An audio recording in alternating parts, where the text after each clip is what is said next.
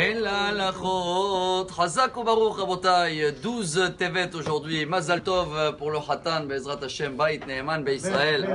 On va profiter, comme le Khatan il est là, vous savez que le grand secret pour avoir une vie, on va réussir partout, bien sûr ça commence par le Shalom Bait à l'intérieur, mais après comme la paracha c'est la vie, ceux-là qui aiment les chiffres, Vayehi en valeur numérique c'est 34.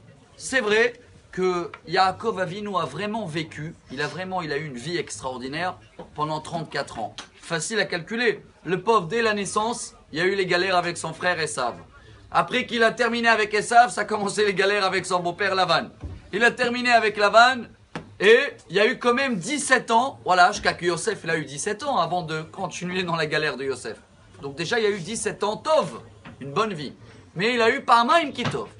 Après, quand il a retrouvé Yosef, il a vécu encore combien d'années? On vient de lire là ce matin. 17 ans. Vayehi Yaakov be'eretz Mitzrayim, Sheva esre shana.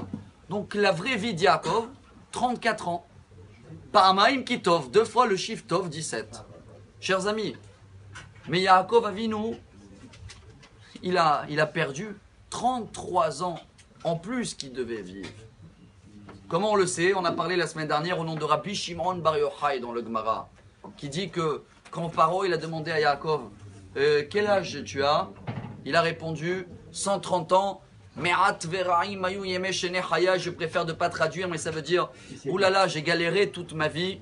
Et Hachem il a dit attends, je commence à compter là. Combien de mots il a dit en tout galère et pas bien? 33 ans. Et bien Hachem il a dit 33 ans Yaakov Avinu, on enlève de ton âge. À la place de vivre comme Yitzhak, son père, 180, il a vécu qu'en tout 147. Je crois qu'il y a un message énorme pour nous et pour le Khatan aussi. C'est quoi? Notre bouche, chers amis, c'est ça qui nous permet de vivre. Avec ça on respire, avec ça on mange, mais il ne faut pas oublier les paroles qui sortent entre temps.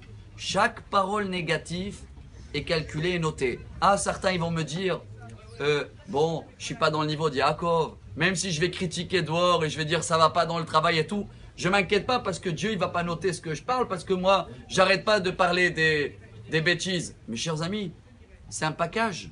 Si tu parles des bêtises dehors et que tu demandes à Dieu qu'il ne prend pas en considération ce que tu parles dehors, comment tu veux qu'il va prendre en considération ce qu'on parle dans la prière? Si on veut que notre prière elle marche, c'est la même bouche qu'elle travaille. Alors quand on a besoin de lui ici, on veut que ça marche, mais dehors, on ne veut pas que ça compte. Alors venez, on prend un message. Ce sera pour le Khatan ou pour nous tous, chers amis. Tout dépend de notre bouche. Et à partir d'aujourd'hui, si on veut comprendre le message de la vie, c'est toujours des paroles positives. Et dans ce cas-là, tout ce qu'on va parler dans la rue ou dans la maison, ça va être écouté. Et tout ce qu'on va demander dans la prière, ça va être accepté. Bonne journée. Mazal Tov. Amar Rabbi Elazar. Amar Rabbi Hani.